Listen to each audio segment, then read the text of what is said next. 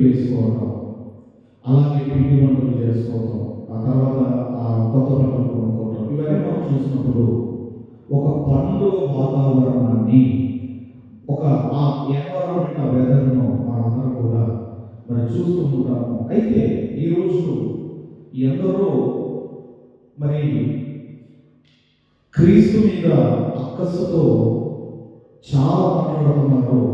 అసలు క్రీస్తుకు క్రిస్మస్కు సంబంధం ఏంటి అని, అలాగే క్రీస్తు డిసెంబర్ 25న పుట్టాడా అని, ఒకవేళ పుడితే బైబిల్లో ఉందా అని, క్రీస్తుకు చరిత్ర ఉందా అని, నిజంగా యేసుక్రీస్తు ఈ భూమి మీద జన్మించాడని, ఒకవేళ జన్మిస్తే భౌగోళిక చారిత్రక ఆధారాలు ఏమైనా ఉన్నాయని, లేదంటే యేసుక్రీస్తు వారు ఆయనది ఒక కల్పిత గాథ అని ఈరోజు ఎన్నో సందేహాలు మరి ఉత్పన్నమవుతున్నాయి, వ్యక్తపరుస్తున్నారు. ఎందుకంటే మరి సందేహపడే వారి మీద మనం కనికరం చూపించాలి. వారి సందేహాలకు మనమందరం కూడా సాత్వికతతో సమాధానం చెప్పాలి. అసలు యేసుక్రీస్తు వారికి ఆయన జనానికి సంబంధించి ఏమైనా చారిత్రక అంటే హిస్టారికల్ ఎవిడెన్సెస్ కానీ, అలాగే భౌగోళిక జియోగ్రఫికల్ ఎవిడెన్సెస్ కానీ, సజీవ సాక్ష్యాలు కానీ ఏమైనా ఉన్నాయా అన్నది ఈరోజు మీరు అందరూ కూడా మనసు పెట్టి చాలా జాగ్రత్తగా మీరు వినవలసిందిగా నేను మనవి చేస్తున్నాను. అందుకే ఈరోజు మనపై ఏర్పాటు చేస్తున్న టైటిల్ ఏంటంటే యేసు జననానికి చారిత్రక సజీవ సాక్ష్యాన్ని ఈరోజు మీ అందరికీ తెలియజేయాలని నేను ఆశపడుతున్నాను. యేసుక్రీస్తు వారి జననానికి ఒక హిస్టారికల్ ఎవిడెన్స్ ఈరోజు మీ అందరికీ చూపించాలని నేను ఆశపడుతున్నాను. అయితే మనం చూడగలిగితే ఒక వ్యక్తి ఒక మనిషి గురించి అతను పుట్టిన తర్వాత చెబితే అది గొప్ప విషయమా? ఒక వ్యక్తి పుట్టక మునుపే అతని గురించి కొన్ని వందల సంవత్సరాల క్రితమే చెప్పడం గొప్ప విషయమా? అంటే ఏది గొప్ప అంటే, ఒక వ్యక్తి పుట్టక మునుపే కొన్ని వందల సంవత్సరాల క్రితమే అతని గురించిన కొన్ని ప్రవచనాలు, అతని గురించిన కొన్ని స్క్రిప్చర్స్ ఏవైతే లేఖనాలు రాయబడ్డాయో, ఇదిగోనండి అది గొప్ప విషయము. అందుకే క్రీస్తు ఎక్కడ పుడతాడు, ఎవరికి పుడతాడు, ఏ పేరు పెడతారు, ఆయన ఎక్కడెక్కడ తిప్పుతారు, ఆయన ఎలా మరణిస్తాడు, ఇవన్నీ కూడా ఆయన పుట్టక మునిపే కొన్ని వందల సంవత్సరాల క్రితమే ప్రవచనాలు, ప్రాఫెసీస్ అనేటివి రాయబడ్డాయి. పుట్టిన తర్వాత చెప్పడం గొప్ప విషయం కాదండి. పుట్టక మునిపే యేసుక్రీస్తు వారి గురించిన ప్రవచనాలు రాయబడ్డాయి. అందుకే యేసు చరిత్రపై ఆధారపడలేదు, కానీ చరిత్రే యేసుక్రీస్తు వారి మీద ఆధారపడింది. ఇంకా మనం బైబిల్ గ్రంథంలోకి వెళ్ళి చూడగలిగితే ఈరోజు మనము ఈ సంవత్సరాలు కావచ్చు, నెలలు కావచ్చు, ఈ కాలాలన్నీ కూడా ఇవన్నీ కూడా క్రీస్తు పుట్టుకతో ప్రారంభమయ్యాయి. అందుకే బైబిల్ గ్రంథంలో కూడా యేసుక్రీస్తు వారి పుట్టుకకు కారణం దేవుడైతే, ఆ యేసుక్రీస్తు వారి పుట్టుకతోనే ఇదిగోనండి మనకి ఏం తెలుస్తుంది అన్నాడో దయచేసి బైబిల్ గ్రంథంలో నుండి గలతీయులకు రాసిన పత్రిక, అందరూ కూడా అపోస్తలుడైన పౌలు గారు గలతీయులకు రాసిన పత్రిక 4వ అధ్యాయము 4వ వచనాన్ని మనమందరం కూడా చదువుకుందాము. అయితే కాలము పరిపూర్ణమైనప్పుడు దేవుడు తన కుమారుణ్ణి పంపెను. చాలండి, కాలము పరిపూర్ణత, కాలానికి పరిపూర్ణత రావాలి, క్యాలెండర్కు పరిపూర్ణత రావాలి. అప్పుడండి యేసుక్రీస్తు వారిని దేవుడు ఈ భూమి మీదకి పంపించాడు. అంటే క్యాలెండర్ మనం చూడగలిగితే, క్యాలెండర్ వచ్చినప్పుడు ఇదిగో క్రీస్తు పుట్టుక గురించి మీకు తెలుస్తుంది అని దేవుడు చెబుతున్నాడు. అది అంటున్నాడు, కాలము పరిపూర్ణమైనప్పుడు దేవుడు తన కుమారుణ్ణి పంపెను. మరి బైబిల్ గ్రంథంలో మన అందరికీ తెలుసు, మనము చదువుతున్నాము, లూకా సువార్త 2వ అధ్యాయము ఒకసారి మొదటి వచనం నుండి మనం అందరం కూడా మరలా చదువుకుందాం.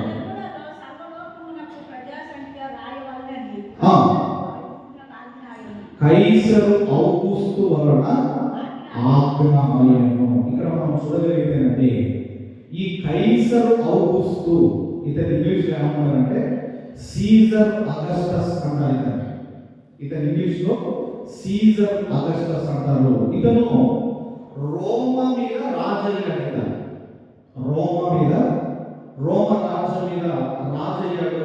ఇతను యేసుక్రీస్తు వారి కంటే 63 సంవత్సరాల ముందు పుట్టాడు. ఇతను ఈ లెక్కలు గుర్తుంచుకోండి. క్రీస్తు కంటే 63 సంవత్సరాల ముందు పుట్టాడు. రోమ్ మీద ఇతను ఏమయ్యాడంటే రాజయ్యాడు. ఇక యుద్ధాలు ప్రారంభించాడు. మొత్తం గెలుచుకుంటూ ఇదిగోనండి రోమా సామ్రాజ్యాన్ని స్థాపించాడు. అప్పటి వరకు రాజ్యము గ్రీకుల ఆధీనంలో ఉండేది. మీ అందరికీ దానియేలు ప్రవచనం గుర్తుకు రావాలి. ఆ నెబుకద్నెజరుకు ఒక ప్రతిమ కనపడుతుంది కదండి, అదంతా బంగారం, వెండి, తర్వాత అల్యూమినియం, ఇత్తడి, తర్వాత ఇనుము అని మనకు కనపడుతుంది కదా. ఆ బంగారమే బబులోను, ఆ వెండి మాదియ పారసీకులు, అల్యూమినియం, ఇత్తడి ఇదివరటి గ్రీకులు, ఇనుము బలమైన సామ్రాజ్యమే రోమా సామ్రాజ్యము. అప్పటి వరకు గ్రీకుల ఆధీనంలో ఉన్న ఈ రాజ్యాన్ని ఇతను ఏం చేశాడంటే, ఈ సీజర్ అగస్టస్ అనే ఇతను ఈ రాజు, ఈయన ఆ అన్నిటిని తెలుసుకొని తాను స్వాధీనం చేసుకొని ఇతను చక్రవర్తి అయ్యాడు. ఇతను ఎంతకాలం పరిపాలించాడు అంటే బీసీ బిఫోర్ క్రైస్ట్ 27 AD 14 వరకు ఇతను పరిపాలించాడు. అంటే సుమారుగా 41 సంవత్సరాలు ఇతను పరిపాలన చేశాడు. ఇతను ఇదిగోనండి ఈ రోమా సామ్రాజ్యాన్ని ఇతను స్థాపించాడు. ఇతను చక్రవర్తిగా మారిన తర్వాత ప్రజా సంఖ్య ఇతను లెక్కించుటకు ఆజ్ఞాపించాడు. అదే మనము చదువుకుంటున్నాం. ఒకసారి మళ్ళీ మనం చదువుదాం. ఆదిలో సర్వలోకమునకు ప్రజా సంఖ్య రాయవలనని కైసరు ఔగుస్తు వలన ఆజ్ఞ అయ్యను. ఈ కైసర్ ఔగుస్తు అగస్టస్ అని మనం చదువుకుంటున్నాం కదా, అగస్టస్ అని మనం వింటున్నాం కదా. ఈరోజు మన నెలలో ఆగస్టు మంత్ అనేది ఉందా? ఆగస్టు మంత్ అనేది ఉందా? ఎన్నో నెలది? 8వ నెల. ఈ 8వ నెల ఆగస్టు అన్న పేరు ఎలా వచ్చిందంటే, ఇదిగో ఈయన పేరును బట్టి వచ్చింది. కైసర్ అగస్టస్, ఈ ఆగస్టు అన్న పేరు ఇదిగో ఈయన బట్టే వచ్చింది. అందుకేనండి ఇది ఒక సజీవ సాక్ష్యము. అంటే కైసరు ఔగుస్తు చక్రవర్తిగా ఉన్నప్పుడు, హేరోదు రాజుగా ఉన్నప్పుడు యేసుక్రీస్తు వారి జననము జరిగింది. తర్వాత ఇంకా కాస్త మనం ముందుకు వెళ్ళాలంటే ఎక్కడ పుట్టాడు ఆయన అని మనం చదువుకుంటున్నాము. 4వ వచనం నుండి మనం చదువుకుంటాం. యోసేపు దావీదు వంశములోను గోత్రములోను పుట్టినవాడు కనుక తనకు భార్యగా ప్రదానము చేయబడి గర్భవతి అయి యుండిన మరియతో కూడా ఆ సంఖ్యలో రాయబడుటకు గలిలయలోని నజరేతు నుండి యూదయలోని బెత్లెహేము అనబడిన దావీదు ఊరికి వచ్చెను. వీళ్ళెవరు అంటేనండి యోసేపు గారి కుటుంబీకులు, ఇతరులు, రాజులు. ఒకప్పుడు ఇశ్రాయేలు దేశాన్ని పరిపాలించిన రాజునండి. అలాంటి రాజుల ఆ గర్భవాసం నుంచి వచ్చిన వాడే ఈ యోసేపు గారు మాత్రము పేదవాడిగా ఉన్నాడు. ఒకప్పుడు బాగా బ్రతికిన వాళ్ళు ఈరోజు పేదరికంలో ఉన్నట్టుగా, ఒకప్పుడు బాగా బ్రతికిన వాళ్ళు అయ్యో వాళ్ళు చాలా గొప్పగా బ్రతికారండి, ఇప్పుడు వాళ్ళ పరిస్థితి చాలా దయనీయంగా మారిపోయిందని మనం కొంతమందిని చూసినప్పుడు అనుకుంటాం కదా. అలాగే యోసేపు గారి పితరులు కూడా రాజులు పరిపాలన చేసిన వాళ్ళండి వాళ్ళు. అయితే ఇతను నేడు ఎక్కడ అన్నప్పుడండి, ఇదిగో యూదయ దేశంలో ఉన్న బెత్లెహేము. అక్కడికే ఎందుకు రావాలి?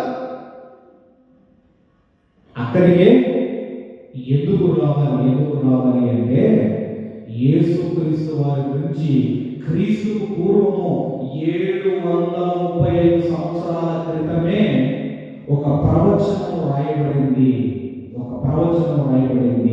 ఏంటి అన్నప్పుడు అందరూ కూడా మీకా గ్రంథము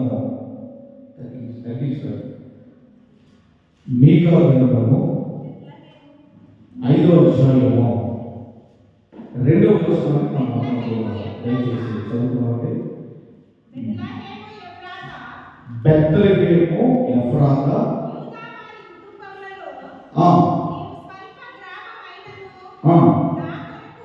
నా కొరకు ఇశ్రాయేలీయులను ఏలబోవాడు నీలో నుండి వచ్చును. ఇక్కడ మనం చూడగలిగితేనండి, బెత్లెహేము ఎఫ్రాతా ఈ రెండు ఒకటేనా? బెత్లెహేము ఎఫ్రాతా అన్నది బెత్లెహేముకు పాత పేరు. ఓకేనండి. ఒకప్పుడు వరంగల్కి ఏ పేరు ఉండేది? ఓరుగల్ ఉండేది. ఇప్పుడు వరంగల్. ఇది మీకు అర్థమైతే ఈ బెత్లెహేముకు పాత పేరేంటి? ఎఫ్రాతా అన్న పదానికి అర్థం ఏంటంటే ఏ ప్లేస్ ఆఫ్ ఫ్రూట్ఫుల్నెస్, అంటే ఫలభరితమైనది. ఎఫ్రాతా అంటే అర్థం ఏంటండి? ఫలభరితమైనది. ఫ్రూట్ఫుల్నెస్, ఫలభరితమైనది. ఈ బెత్లెహేము అనేది కొత్త పేరు. పూర్వము ఎఫ్రాతా అని పిలిచేవారు. తర్వాత దానికి ఉన్న కొత్త పేరే బెత్లెహేము అంటే హౌస్ ఆఫ్ బ్రెడ్, అంటే రొట్టెల నిలయము. అందుకే అంటారు బెత్లెహేము ఎఫ్రాతా యూదా వారి కుటుంబంలో నీవు స్వల్పమైన గ్రామమైనను నా కొరకు ఇశ్రాయేలు యాకోబు నీలో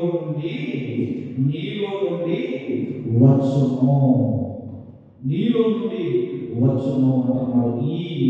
ఈ బెత్లెహేము లేదంటే ఈ ఎఫ్రాతా అనే ఈ ప్రాంతం ఏదైతే ఉందో ఆ ఎఫ్రాతా ప్రాంతంలోనే ఇశ్రాయేలీయులకు తల్లిగా పిలువబడుతున్న రాహేలు సమాధి అక్కడే ఉంది. ఎక్కడ ఉందండి? రాహేలు గారి సమాధి ఎక్కడ ఉంది? ఎఫ్రాతా అనే ప్రాంతంలో ఉంది. ఇప్పుడు రాహేలు గారికి క్రీస్తుకు సంబంధం ఏంటి? రాహేలు గారికి క్రీస్తు పుట్టుకకు సంబంధం ఏంటి అంటే సంబంధం ఉంది. ఇది ఎక్కడ ఉందంటేనండి, ఈ ఎఫ్రాతా అనే ప్రాంతం ఎక్కడ ఉందంటే, బెత్లెహేము అనే ప్రాంతం ఎక్కడ ఉందంటే యెరూషలేము. దీన్ని ఏమంటారంటే ఈరోజు వెస్ట్ బ్యాంక్ అంటున్నారు. ఇప్పుడు మన హమాస్ కానివ్వండి, గాజా ఈ ప్రాంతాల్లో యుద్ధం జరిగింది కదా, వీటిని ఏమంటారంటే వెస్ట్ బ్యాంక్ ప్రాంతాలు అంటారు అన్నమాట. అంటే యెరూషలేముకు దక్షిణాన సౌత్లో 5 మైళ్ళ దూరంలో ఉన్న ప్రాంతమే ఈ ఎఫ్రాతా బెత్లెహేము అన్న ప్రాంతము. ఎలా చూద్దాం? ఎక్కడ ఉంది? యెరూషలేమునకు దక్షిణాన ఇదిగోండి 5 మైళ్ళ దూరంలో ఉన్న కొండ ప్రాంతమే ఇదిగో ఈ బెత్లెహేము ఎఫ్రాతా అన్న ప్రాంతము. ఈ ఎఫ్రాతా అన్న ప్రాంతంలోనే రాహేలు గారి సమాధి ఉంది. అంటే రాహేలుకు యేసుక్రీస్తు వారికి సంబంధం ఏంటి? అసలు ఏం సంబంధం ఉంది అంటే ఏదో సంబంధం ఉంది. రాహేలుకు అలాగే యేసుక్రీస్తు వారి జననానికి ఏదో సంబంధం ఉంది. ఏముందంటేనండి, బైబిల్ నుంచి మనమందరం కూడా దయచేసి చూడగలిగితేనండి, అక్కడ ఏముందంటే రాహేలు గారి సమాధి ఎక్కడుంది? దయచేసి ఆదికాండము 35వ అధ్యాయము 16వ వచనం నుంచి మనం చదువుతూ ఉన్నాం.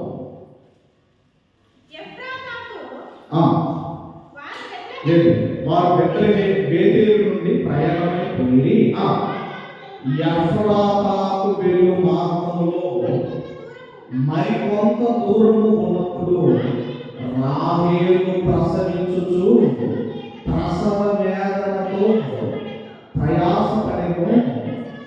ఆమె ప్రసవము వలన ప్రయాసపడుచున్నప్పుడు మంత్రసాని ఆమెతో భయపడకుము, ఇదియు నీకు కుమారుడని చెప్పాను. ఆమె మృతి పొందెను.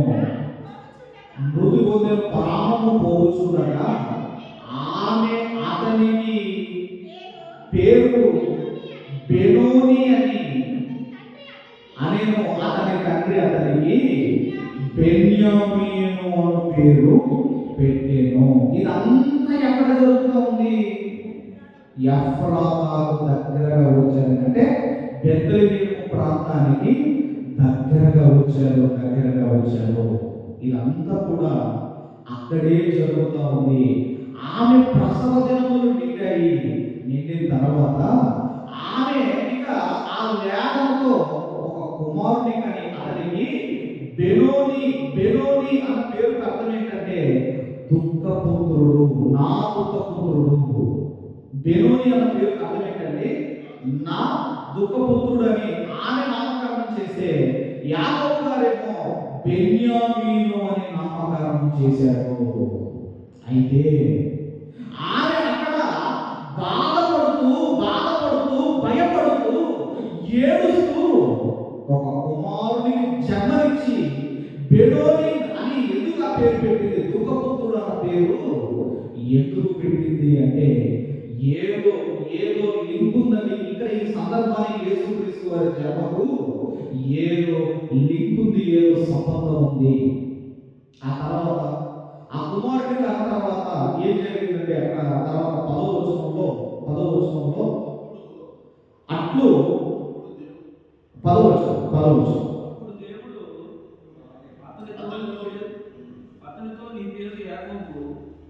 మీరు లేచి 35:10 సారీ 20 అట్లు రాహేలు మృతి పొంది 35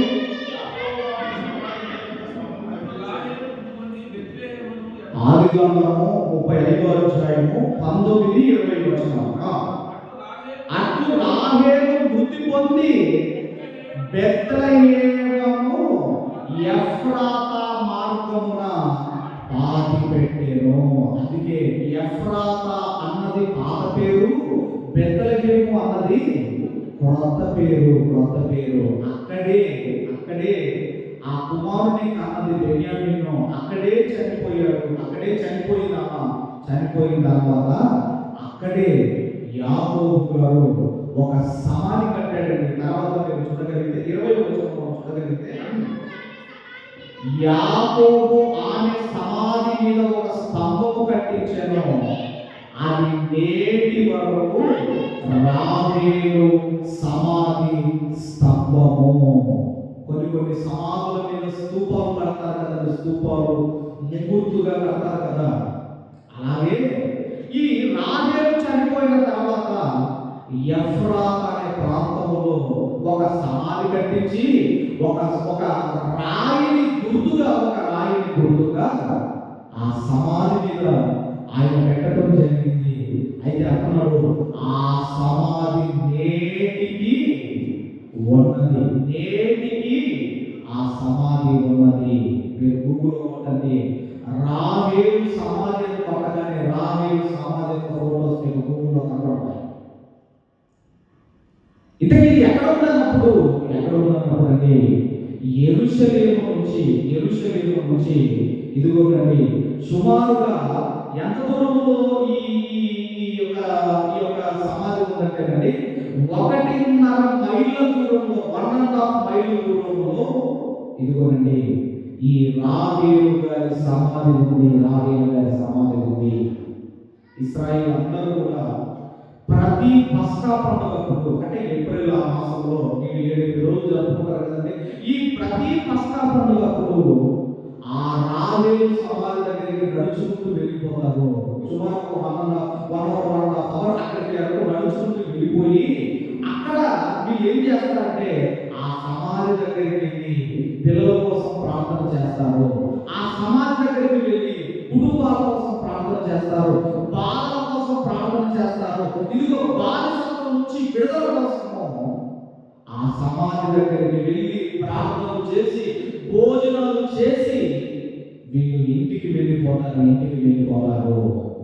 కానీ ఇప్పటికీ రాహేలు సమాధి ఉందంటే ఇప్పటికీ ఇశ్రాయేలు దేశంలో ఎఫ్రాతా బెత్లెహేము ప్రాంతంలో 1.5 మైళ్ళ దూరంలో నడవదగినంత ఆ ప్రాంతంలో ఇదిగో రాహేలు సమాధి ఉంది. అయితే ఈ రాహేలు వేదనతో ఆ కుమారుని కన్నది దుఃఖపుత్రుడని నామకరణం చేసింది. అసలు ఆమెకు యేసుక్రీస్తు వారి పుట్టుకకు సంబంధం ఏంటి?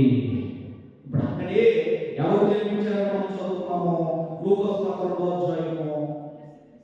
ఇప్పుడు అక్కడే బెన్యామీనును అక్కడే ప్రసవించింది. అక్కడే ఎవరు జన్మించారు? లూకాసు 2వ అధ్యాయము 6వ వచనాన్ని మనం అందరం కూడా చదువుతున్నాము. చదువు. వారు అక్కడ ఉన్నప్పుడు ఆమె ప్రసవ దినములు నిండెను గనుక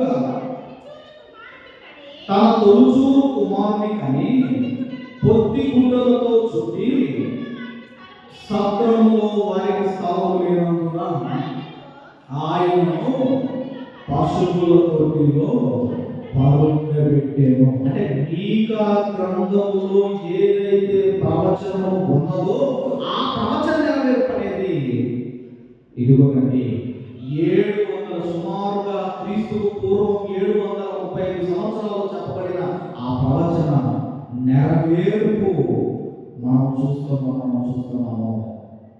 ఇప్పుడు సత్రములో ప్రసవించిందా లేదంటే ప్రసవించిన తర్వాత సత్రం దగ్గరికి వెళ్ళిందా?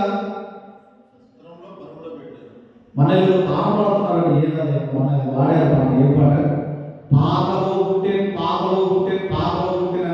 పాడుతున్నారు. మనం అర్థమైందా? ఎక్కడ పుట్టాడా? ఆయన పుట్టిన తర్వాత సత్రం దగ్గరికి వెళ్ళాడా లేదంటే సత్రంలోనికి మరియమ్మ గారు వెళ్ళిన తర్వాత ఆయన పుట్టాడా? ఏముంది అక్కడ? 6వ వచనంలో ఏముంది అక్కడ? వారక్కడ ఉన్నప్పుడు ఆమె ప్రసవ దినములు నిండెను తన తొలుచూరు కుమారుణ్ణి కన్నది. ఆల్రెడీ కనేసిన తర్వాత పొత్తి గుడ్డలతో చుట్టి సత్రములో వారికి కన్న తర్వాత సత్రం దగ్గరికి వెళ్ళింది. సత్రంలో గుడ్డలేదు ఆయన. ఆ తర్వాత సత్రంలో ప్లేస్ లేదు కనుక ఆయనను పశువుల తొట్టిలో పరుండబెట్టారు. అయితే ఇప్పుడు నా ప్రశ్న ఏంటంటే రాహేలు గారి సమాధికి రాహేలు గారు ఆ ప్రసవ వేదనతో కన్న ఆ పుత్రుడికి ఆ దుఃఖంతో కన్న ఆ పుత్రుడికి అసలు యేసుక్రీస్తు వారికి సంబంధం ఏంటి అంటే ఏదో సంబంధం ఉంది. ఏంటా సంబంధము అంటే ప్రవచనం చెప్పాడు. ఇర్మియా గారు ఒక ప్రవచనం చెప్పారు. ఏ ప్రవచనమో దయచేసి ఇర్మియా గారు 31వ అధ్యాయము ఒక ప్రాఫెసీ చెప్పాడు చూడండి. ఇర్మియా గారు 31వ అధ్యాయము దయచేసి అందరూ కూడా మరి ఇర్మియా గారు 31వ అధ్యాయము 15వ వచనాన్ని అందరం చదువుతాం. 31:15 చదవండి. యెహోవా ఇలాగు సెలవిచ్చుచున్నాడు, ఆలకించుడి. రామాలో అగవార్పు మహా రోదన ధ్వనియు వినబడుచున్నది. రాహేలు తన పిల్లల గూర్చి ఏడ్చుచున్నది. ఆమె పిల్లలు లేకపోయినందున ఆమె వారిని గూర్చి ఓదార్పు పొందనొల్లకయున్నది. అమ్మ ప్రవచనం ఎవరు చెబుతున్నారు అంటే ఇర్మియా గారు చెబుతున్నారు. ఏమని చెబుతున్నాడు అంటే రాహేలు అంటే రామాలో అంగలాపు మహారోధనని వినబడుతున్నది. రాహేలు తన పిల్లలను గురించి ఏడ్చుచున్నది. ఆమె పిల్లలు లేకపోయినందున ఆమె వారిని గురించి ఓదార్పు పొందనొల్లకయున్నది. కొన్ని వందల సంవత్సరాల క్రితమే ఇదిగోనండి చెప్పబడిన ప్రవచనము ఏం చేస్తుందా?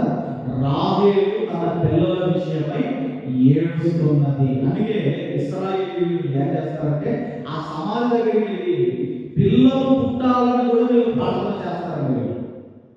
వీళ్ళు ఏమని ప్రార్థన చేస్తారంటే ఒకవేళ పిల్లలు లేరనుకోండి, పిల్లలు కలగాలని కూడా వీళ్ళు ప్రార్థన చేస్తారు. మరి ఈమె ఎందుకు ఏడుస్తుంది? ఎందుకు ఓదార్పు పొందక ఉన్నది? ఎందుకంటే ఈ ప్రవచనము నెరవేర్పు కూడా మీరు చూడండి. ఇప్పుడు మత్తయి సువార్తలో ఆ ప్రవచన నెరవేర్పు మనం అర్థం చేసుకోగలిగితే మత్తయి సువార్త దయచేసి 2వ అధ్యాయము, మత్తయి సువార్త 2వ అధ్యాయము 4వ వచనం నుండి మనం అందులో చదువుకుందాం. ఇక్కడికి ఏ రోజు రాజు దగ్గరికి తూర్పు దేశపు రాజు రావడం, యూదు రాజు దగ్గర వాడు ఎక్కడ ఉండడం ఆగడం, ఆ తర్వాత వాళ్ళు వెళ్ళిపోవడం. అప్పుడు ఏ రోజు రాజు అడుగుతున్నాడు, క్రీస్తు ఎక్కడ పుట్టును అని ఎవరిని అడిగాడు?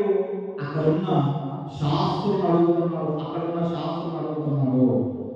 ఎందుకంటే యేసు క్రీస్తు వారు పుడతాడు అన్న ఆ లేఖనాలు, ఆ ప్రవచనాలు, ఆ గ్రంథం ఎవరి దగ్గర ఉందంటే శాస్త్రుల దగ్గర ఉంది. అప్పుడు సమకూర్చి క్రీస్తు ఎక్కడ పుట్టునని అందుకు వారు యూదయ బెత్లెహేములోనే ఏలయనగా యూదా దేశపు బెత్లెహేమా, నీవు యూదా ప్రధానులలో అల్పమైన దానము కాదు, ఇశ్రాయేలు నా ప్రజలను పరిపాలించు అధిపతి నీలో నుండి వచ్చునని ప్రవక్త ద్వారా రాయబడి ఉన్నదనేది. అంటే ఆలోచన చేయగలిగితే ఇదిగోనండి, యేసు క్రీస్తు వారు పుట్టాడు అని ఎవరు నమ్ముతున్నారు అంటే ఒక హేరోదు నమ్ముతున్నారు. హేరోదు ఈజ్ నాట్ ఏ క్రిస్టియన్. ఆయన హేరోదు అనే రాజు క్రిస్టియన్ కాదే. ఎవరు అంటే ఏదోమీయుడు ఏశావు సంతానం ఉంది కదా, ఆ ఏశావు సంతానానికి చెందినవాడు ఏదోమీయుడు.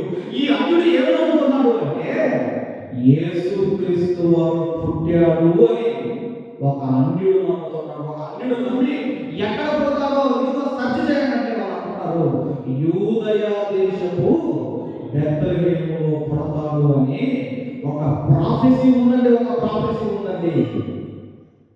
ఒక ప్రవచనం ఉందని. అంటే ఎప్పుడైతే ఈ శాస్త్రులు ఈ లేఖలను చదివి వినిపించారో ఒక అన్యుడైన హేరోదు రాజు నవ్వుతున్నాడు. అప్పుడు ఏం జరిగింది అంటే తర్వాత మనం చూడగలిగితే ఏం జరిగింది అన్నప్పుడు 16వ వచనం నుంచి మనం చదువు. తర్వాత ఆ జ్ఞానం రావడము, తర్వాత అక్కడికి వాళ్ళు కానుకలు అన్ని సమర్పించిన తర్వాత వాళ్ళు వెళ్ళిపోవడము. అప్పుడు ఈ జ్ఞానం తిరిగి రాలేదు, ఇన్ఫర్మేషన్ నాకు షేర్ చేయలేదని ఇతని కోపం వచ్చింది. తర్వాత ఏం జరిగిందంటే 16వ వచనం గ్రహించి తాను జ్ఞానుల వలన వివరముగా తెలుసుకొనిన కాలమును బట్టి బెత్లెహేములోను దాని సకల ప్రాంతములలోను 2 సంవత్సరములు మొదలుకొని తక్కువ వయస్సు గల మగ పిల్లలందరినీ వధించెను. ఇదంతా ఎక్కడ జరుగుతుంది? ఈ వధ ఎక్కడ జరుగుతుంది? బెత్లెహేము ప్రాంతంలో, ఆ పరిసర ప్రాంతాల్లో 2 సంవత్సరాల తక్కువ వయసు ఉన్న మగపిల్లలందరినీ కూడా సంహరించండి అని ఒక ఆజ్ఞ జారీ చేశాడు. ఇది ఎక్కడ జరుగుతుందంటే ఇదిగోనండి బెత్లెహేములో జరుగుతుంది. అప్పుడు 17వ వచనంలో అందువలన రామాలో అంగలార్పు వినబడెను, ఏడుపును మహారోదన ధ్వనియు కలిగెను. రాహేలు తన పిల్లల విషయమై ఏడ్చుచు వారు లేనందున ఓదార్పు పొందనొలక ఉండెను అని ప్రవక్త అయిన యిర్మీయా ద్వారా చెప్పబడిన వాక్యము నెరవేరెను.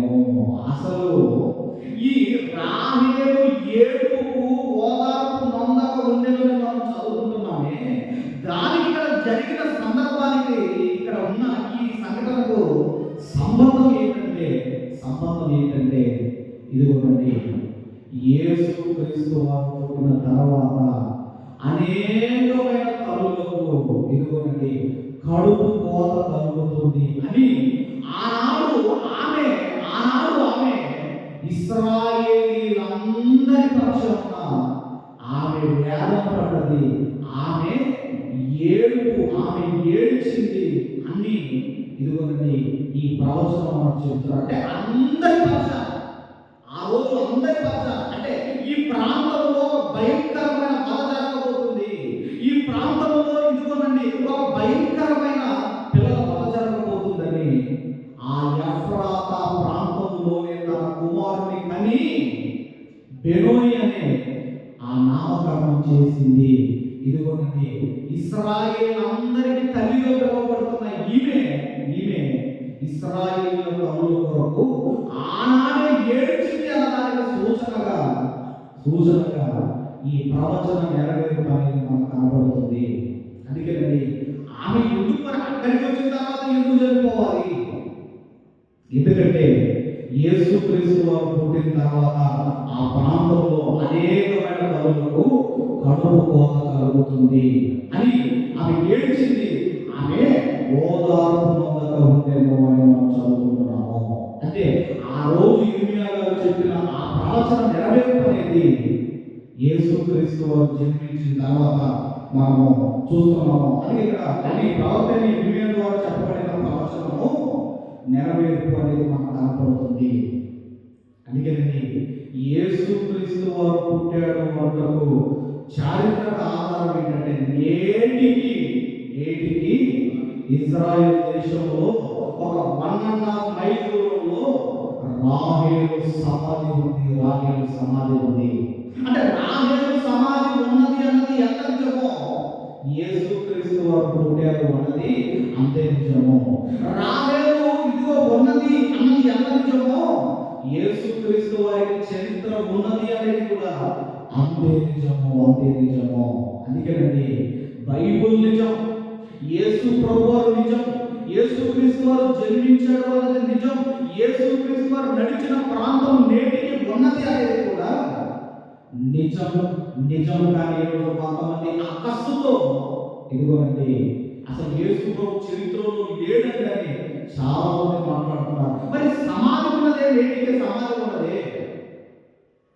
నేటికి రాహేలు సమాధి ఉన్నదే. అందుకేనండి బైబిల్ గ్రంథంలో ఏమేమి ఉన్నాయన్నప్పుడు చారిత్రక హిస్టారికల్ ఎవిడెన్సెస్ ఉన్నాయి, భౌగోళిక ఎవిడెన్సెస్ ఉన్నాయి.